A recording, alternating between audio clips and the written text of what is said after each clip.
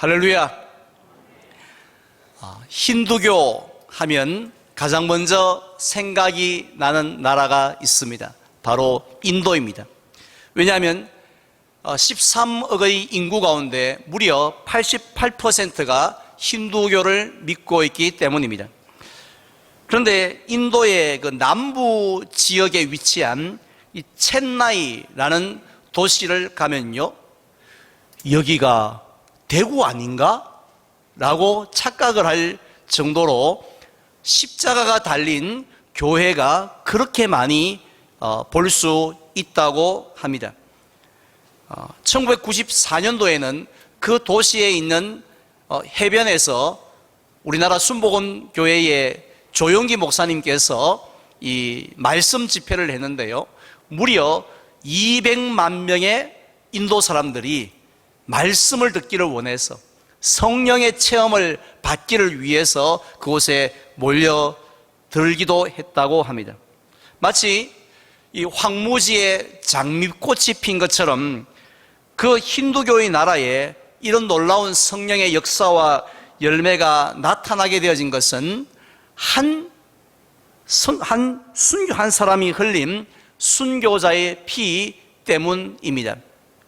그 순교자는 복음을 전하다가 원주민이 집어던진 창에 찔려서 죽게 되었는데요, 그는 마지막 순간까지 무릎을 꿇고 기도하면서 같은 말을 계속 반복을 하였습니다. 나는 주님을 경배합니다. 나는 주님을 경배합니다. 라는 말이었습니다. 그래서 지금도 그의 무덤 위에 세워진 기념교회에 가면 정면에 주님을 경배합니다 라는 말이 쓰여져 있다고 합니다. 놀랍게도 그 순교자는 예수님의 12 제자 중에 한 명이었습니다. 먼저 그는 예수님 앞에서 신앙 고백을 함으로 예수님의 마음을 너무 기쁘게 했던 제자였습니다. 믿음이 없이는 하나님을 기쁘시게 할 수 없다라고 했는데 놀라운 믿음을 가지고 신앙 고백을 한 것입니다.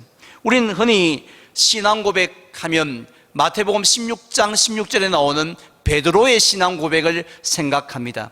주는 그리스도시요 살아계신 하나님의 아들이시니다라는 고백입니다. 그런데 이 순교한 제자는요, 예수님을 단순히 하나님의 아들입니다라고 하는 것도 대단한 고백이겠지만은 예수님을 나의 하나님이십니다 라고 고백을 했습니다. 그 전까지 그 누구도 고백하지 않았던 귀한 고백이었습니다. 뿐만 아니라 우리가 잘 아는 요한복음 14장 6절의 말씀, 내가 곧 길이요 진리요 생명이니 나로 말미암지 않고는 아버지께로 올 자가 없느니라 라는 이 귀한 예수님의 말씀도 그 제자가 질문을 하였기 때문에 그 질문에 대한 예수님의 대답이셨습니다. 따라서 만약에 그 제자가 예수님에게 질문을 하지 않았다라면 우리는 이 귀한 말씀을 듣지 못하였을 것입니다. 그렇다면 지금까지 제가 말씀드린 그 위대한 제자가 누구인지 대충은 아시겠지요? 바로 도마입니다. 마태복음과 마가복음 그리고 누가복음에 보면 이 도마에 대한 특별한 기록이 없이 단지 예수님의 12 제자의 명단 안에 도마라고 이름이 기록되어져 있습니다만은 이 오늘 본문인 이 요한복음에 보면은 여러 곳에서 사람들이 그를 도마라고 부르기보다는 다른 이름으로 불렀음을 볼 수가 있습니다. 24절 말씀 볼까요? 12 제자 중에 하나로서 디두모라 불리는 도마는 예수님께서 오셨을 때에 함께 있지 아니한지라고 했습니다. 디두모라고 더 많이 불렸다는 것이죠. 여기서 디두모는 신약 성경이 기록되어진 언어, 곧 헬라어식 이름이었고요. 도마라는 이름은 당시에 유대인들이 통용할 때 사용했던 언어인 아람어의 이름이었습니다. 따라서 이 디두모나 도마나 둘 다 이름의 뜻은 같았는데요. 그 뜻이 뭐냐면 쌍둥이였습니다. 아마도 성경에 기록은 나와 있지 않지만은 이 도마는 쌍둥이로 태어난 것 같아요. 그래서 우리도 보면 왜 그 쌍둥이네 집 있잖아 하고 이야기하는 것처럼 쌍둥이가 얼마나 이 신기한 일입니까? 그래서 이 쌍둥이가 우리 인상에 오래 남는 것처럼 당시의 사람들은 도마하면 쌍둥이네 하고 쌍둥이를 먼저 생각을 했다는 것이죠. 그런데 오늘날 우리는 도마를 어떻게 기억을 하고 있습니까? 뭐 많은 제자요? 누구에게 물어봐도 의심 많은 제자 도마, 이렇게 기억을 하고 있습니다. 그래서 우리는 예수님의 12제자 중에서 의심 많은 도마를 별로 좋아하지도 않고 존경하지도 않습니다.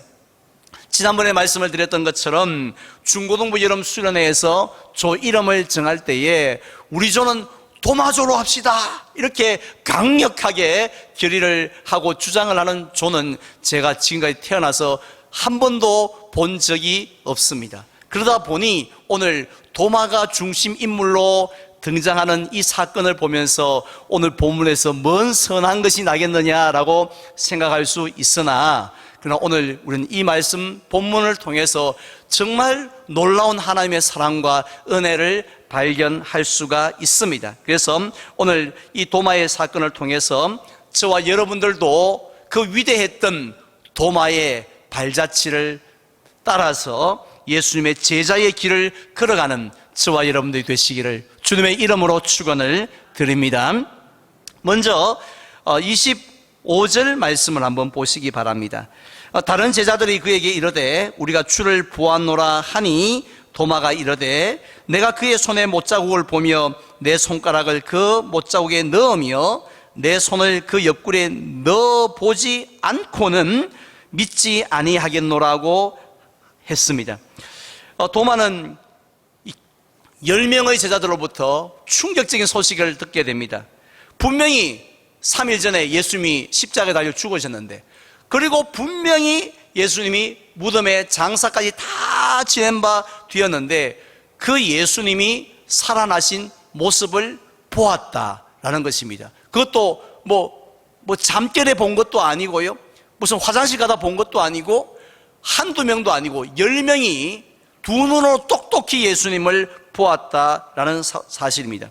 사실은 한두 명도 아니고 10명이 맨정신에 그래 보았다 하면 사실은 이것보다도 더 확실한 팩트가 어디에 있겠습니까? 자, 그럼에도 불구하고 도마는 그 사실을 믿을 수가 없었습니다. 왜냐하면 상식적으로 이건 말이 되지 않기 때문입니다. 따라서 자신이 직접 예수님을 보는데 그 손을 한번 만져보고 옆구리에 손을 한번 딱 집어 넣어봐야지 내가 인정을 하지, 그러지 않고 그냥 보기만 봐서도 인정을 못하겠다라고 하면서 오늘 말씀을 남긴 거죠. 결국 바로 이 딱 한 절의 말씀 때문에 도마는 2000년 기독교 역사에 있어서 의심 많은 제자 하면 도마라고 생각날 정도로 오명을 쓰게 된 것입니다. 근데 저는 이 오늘 말씀을 준비하면서 이런 생각을 한번 해보았습니다. 만약에 예수님께서 처음에 나타나셨던 그 다락방에 도마가 아니라 베드로가 없었다라면, 아니면 예수님을 그렇게 사랑했다고 하는 요한이 없었다고 하면 그 뒷이야기가 오늘 본문이 어떻게 바뀌었을까 하는 생각을 해봅니다. 다른 제자들이 달려와서 베드로, 요한 어디 있었는가?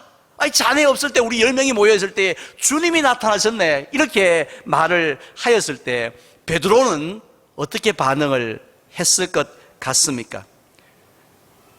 베드로와 요한은요, 도마와 정반대로 할렐루야, 당연하지, 내 뭐라 카드노, 다 예수님 때문에 당연한 이야기지 뭔데 그래 놀라노, 그렇게 기뻐하였을까요? 아마 그들도 도마가 했던 말과 똑같이 그렇게 의심하였을 거라고 저는 생각합니다. 왜냐하면 오늘 읽진 않았습니다만은 앞에 나오는 20절 말씀 때문입니다. 제가 봉독해 드릴게요. 이 말씀을 하시고 손과 옆구리를 보이시니 제자들이 주를 보고 기뻐하더라고 했습니다. 지금 예수님께서는 제자들에게 처음 나타나셨을 때에 너희에게 평강이 있을지어다라고 말씀을 하십니다. 자, 그리고 난 다음에 갑자기 예수님이 자신의 손에 못자국과 옆구리에 창자국을 친히 제자들에게 자 봐라 하고 이렇게 보여주셨다는 것이에요. 자, 그러자 그동안 슬픔과 불안 속에 빠져있던 제자들이 비로소 와 할렐루야 했다는 거죠. 기뻐했다라고 성경은 말씀하고 있습니다. 그렇다면 왜 예수님은 제자들에게 친히 먼저 이 손과 옆구리를 보여주셨겠습니까? 그것은 이 제자들의 마음을 아셨던 거죠.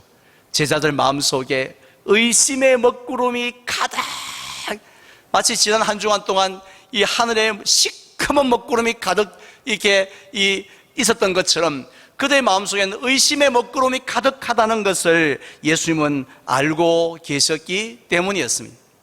사실 제자들은 3년 동안이나 예수님과 함께 생활했지 않습니까? 그동안 놀라운 기적들을 목격을 했습니다. 오병이어의 기적도 보았고요, 더러운 귀신이 쫓겨나가는 모습도 보았습니다.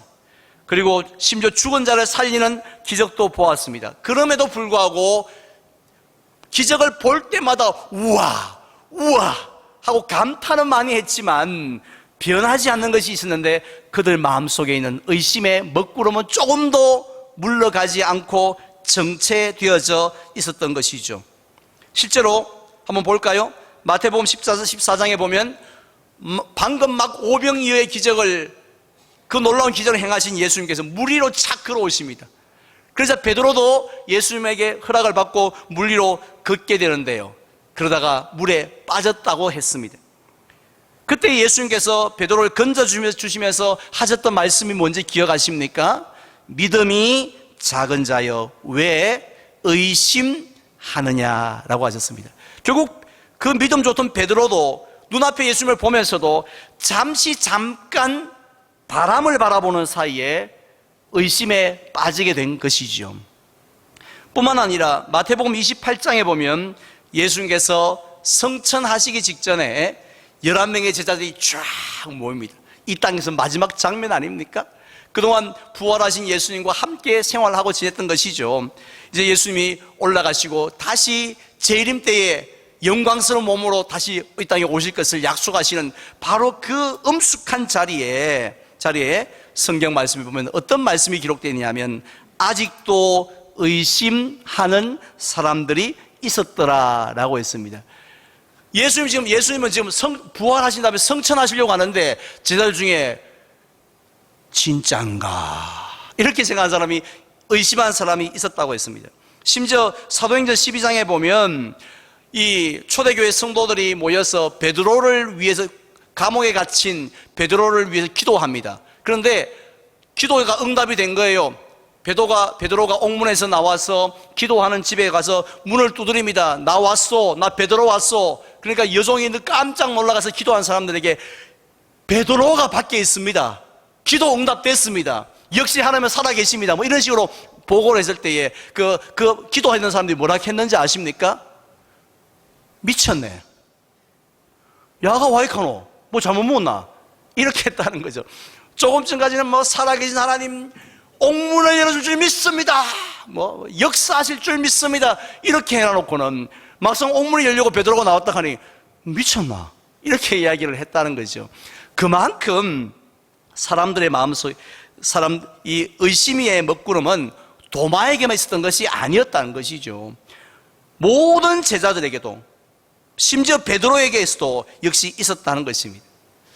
그렇다면 저와 여러분들은 어떻다고 생각하십니까? 우리는 에이 의심 많은 도마, 뭐 제자가 그 모양 그 꼴이야, 이렇게 생각하지 않습니까? 근데 저와 여러분들의 믿음은 어떻습니까? 만약에 우리가 도마와 똑같은 자리에 있었다면, 베드로와 똑같은 물 위에 서 있었다면, 초대교회 성도와 똑같은 기도의 자리에 있었다면 과연 다르게 행동하셨을까요? 폼나게 멋지게 바다 위로 그렇게 걸어갈 수 있었을 거라고 자신할 수 있는 분이 우리 중에 누가 있겠습니까? 영덕 위에 보면 후포라는 곳이 있습니다. 언젠가 한번 가봤더니만은 세상에 그 높은 절벽 위에다가 바다 쪽으로 다리를 이렇게 전망대를 해놨는데요, 그 다리 중간 부분은 투명한 유리로 되어 있는 겁니다.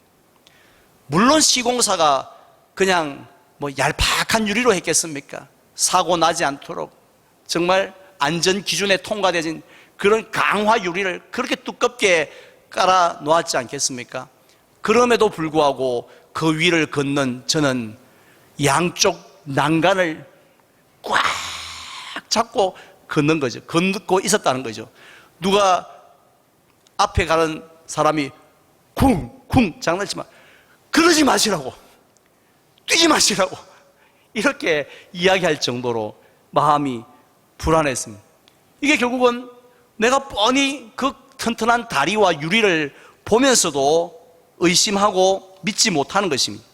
그런데요, 눈에 보이는 그 다리 하나도 못 믿으면서 눈에 전혀 보이지 않는 하나님의 능력, 하나님의 존재, 하나님의 은혜를 우리가 100% 의심하지 않고 믿을 수 있는 사람 있을까요? 저는 그런 사람은 없다고 생각합니다.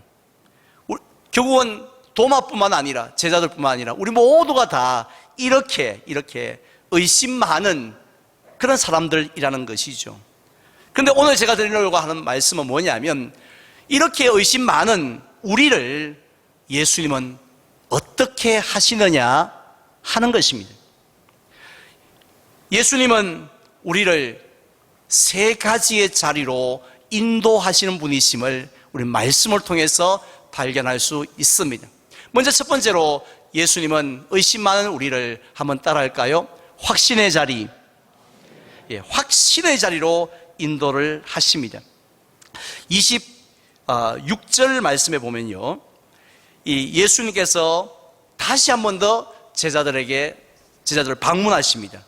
그런데요, 이 첫 번째 찾아오셨을 때의 목적과 두 번째 찾아오셨을 때의 목적은 조금 차이가 있는 것 같습니다.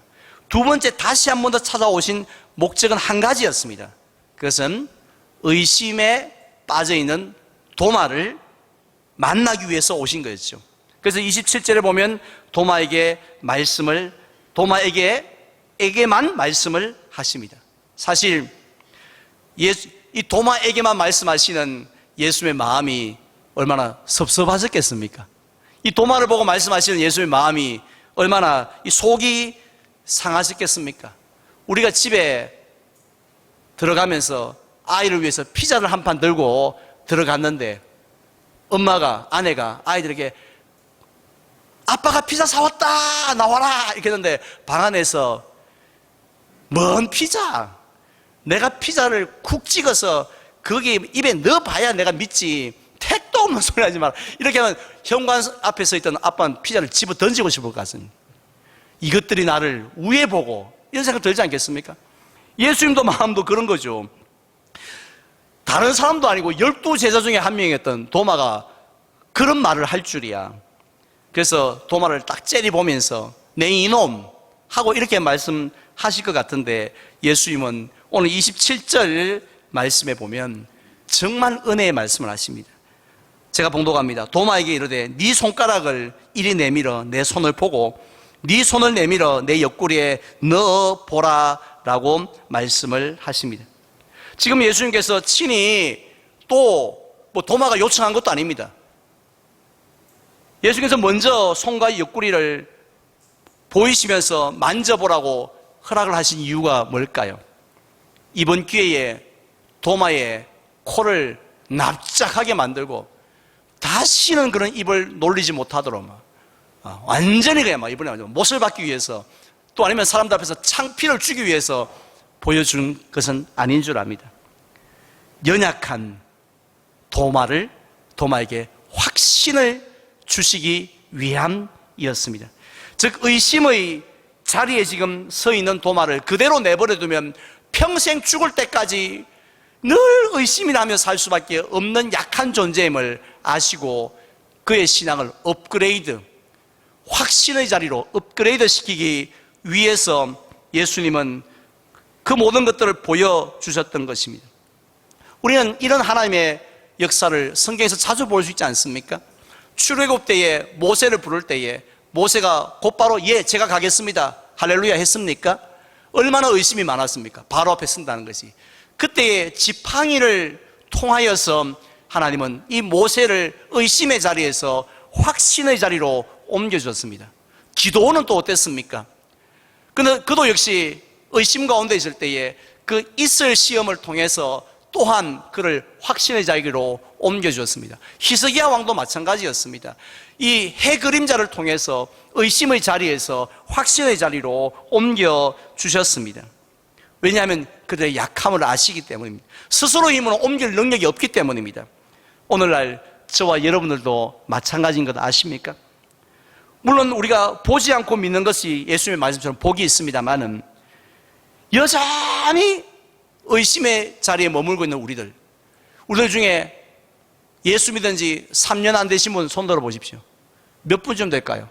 대부분 3년이 넘었습니다. 어떤 분은 30년이 넘은 분도 계실 겁니다. 그러나 30년 넘게 예수님을 믿었음에도 불구하고 여전히 의심의 자리에 머물러 있는 그런 우리입니다. 그런데 예수님은 30년 믿고도 그것밖에 안 되나 하고 우리를 포기하거나 책망하지 아니하신 줄 믿습니다. 어떻게 아십니까? 우리의 연약함을 아시고 우리를 확신의 자리로 인도하시는 줄 믿으시기를 바랍니다. 무엇으로 확신의 자리로 이끄실까요? 오늘 읽지 않았지만 31절 말씀 보십시오. 우리 다 함께 봉독할까요? 31절입니다. 오직 이것을 기록함은 너희로 예수께서 하나님의 아들 그리스도이심을 믿게 하려 함이요 또 너희로 믿고 그 이름을 힘입어 생명을 얻게 하려 함이니라. 아멘. 우리에게 이 두꺼운 성경을 1189장의 성경을 주신 목적은 한 가지입니다. 믿게 하기 위함입니다. 확신의 자리로 옮기기 위함입니다. 하나님의 말씀을 우리가 읽고 듣고 묵상을 하면 그것으로 끝나는 줄 아시죠? 잊어버리니까. 그러나 하나님의 말씀은 생명력이 있고 운동력이 있는 줄로 믿으시기를 바랍니다. 그래서 우리가 지금도 이 시간 말씀을 듣지 않습니까? 읽지 않습니까? 그 말씀이 흔들리는 그런 갈대 같은 우리의 마음을 강하게 붙잡으셔서 확신하고 견고하고 흔들리지 않도록 우리를 날마다 세워가는 줄로 믿습니다. 다음 두 번째로 예수님은 의심 많은 우리를 교제의 자리로 인도하십니다. 저는 마태복음 18장 20절을 말씀을 원래 때마다 좀 읽었으면 좋겠다는 생각을 합니다. 내용이 이겁니다. 두세 사람이 내 이름으로 모이는 곳에는 나도 그들 중에 있느니라고 했습니다. 이 말씀은요, 우리 성도들이 왜 모이기에 힘써야 하는지 그 이유를 가르쳐 주시지 않습니까? 동창회 모임이나 다른 어떤 무슨 친목 모임과는 이 결정적인 차이가 하나 있기 때문인데요. 성도들끼리 모이는 곳에는, 주의 이름으로 모이는 곳에는 주님이 함께 하신다고 약속했습니다. 나도 그들 중에 있느니라고 하셨습니다. 그래서 성도들끼리 모인 오늘 예배의 자리에 주님께서 임재하고 계신 줄로 믿으시기를 바랍니다. 오늘 우리 중에 누가 왔는지 안 왔는지 이렇게 혼란스러울 때가 있습니다만은 오늘 그분 온 것 같은데 이렇게 확신이 서지 않을 때 있는데 분명한 것이 있습니다. 주님은 빠지지 않습니다. 주님은 늘 이 자리에 함께 하신 줄 믿습니다. 그래서 우리가 이 성도들과 함께 예배드리고 교제하게 되어질 때에 놀랍게도 흔들리지 않습니다. 혼자 있으면요 흔들립니다. 아무리 강한 믿음이 강한 사람도 혼자 있으면 흔들립니다. 그래서 형제가 연합하여 동거함이 아름답다라고 하셨던 그 이유도 바로 주님이 그 자리에 함께 하시기 때문입니다. 도마가 그랬습니다. 도마는 처음에는 제자들과 함께 하지 않았지만 그 다음부터는 함께 했습니다. 또 베드로가 고기를 잡으러 간다고 했을 때에 갈릴리에도 함께 갔습니다. 120명의 성도들이 모여 기도할 때도 도마는 그 자리에 함께 있었습니다. 그럴 때에 도마는 오늘 본문 이후로 절대로 흔들리지 아니하고요, 주님의 길을 갔던 것입니다. 오늘도 우리는 하나님께서 교제의 자리로 우리를 자꾸 인도하십니다. 그때에 난 사람 귀찮다, 나 사람 나 진짜 가까이 하기 싫다, 이렇게 하고 사람을 우습게 보지 마십시오. 성도들이 모인 자리는 주님이 함께 하시고 주님이 그 교제를 통해서 우리와 함께 하시고 우리를 붙들어 주실 줄 믿습니다. 그래서 오늘도 원래에 꼭 참석하시기를 바랍니다. 마지막 세 번째로, 주님은 우리를 한번 따라할까요? 헌신의 자리로, 헌신의 자리로 인도하십니다. 오늘 서론에서 말씀드렸던 것처럼 도마는, 그렇게 의심 많았던 도마는 결국 순교하는 자리까지, 인도까지 가서 복음을 전했고 창에 찔려 죽는 그 순간에도 I worship you, 나는 하나님을 원망하는 것이 아니라 하나님을 찬양합니다. 하나님을 죽는 마지막 순간까지 하나님을 높이기를 원합니다 라고 했던 삶을 살았습니다. 거기까지 자기 힘으로 갔을까요? 하나님께서 확신의 자리로, 교제의 자리로, 헌신의 순교의 자리로 인도하셨습니다. 오늘 저와 여러분들도 마찬가지입니다. 우리는 아무것도 아닌 것 같지만은 지금도 하나님이 인도하심을 믿으시기를 바랍니다. 자꾸 우리를 헌신의 자리로 이끌고 계신다는 사실을 기억하시기를 바랍니다. 이제 저는 말씀을 맺으려고 합니다. 우리는 평소에 도마를 우습게 생각했던 것처럼 우리 자신을 우습게 생각할 때가 많습니다. 아유, 내가 이렇게 의심이 많은데 뭔 목사 하겠노? 내가 이렇게 의심이 많은데, 믿음이 부족한데 뭔 장로 하겠노? 뭔 권사 하겠노? 이렇게 하고 우리는 의심 많은 것 때문에 기가 푹 죽어 있을 때가 많습니다. 그러나 그런 우리를 주님은 우습게 여기지 아니하시고 우리를 말씀으로 확신의 자리로 이끄시고, 그 다음에 무슨 자리요?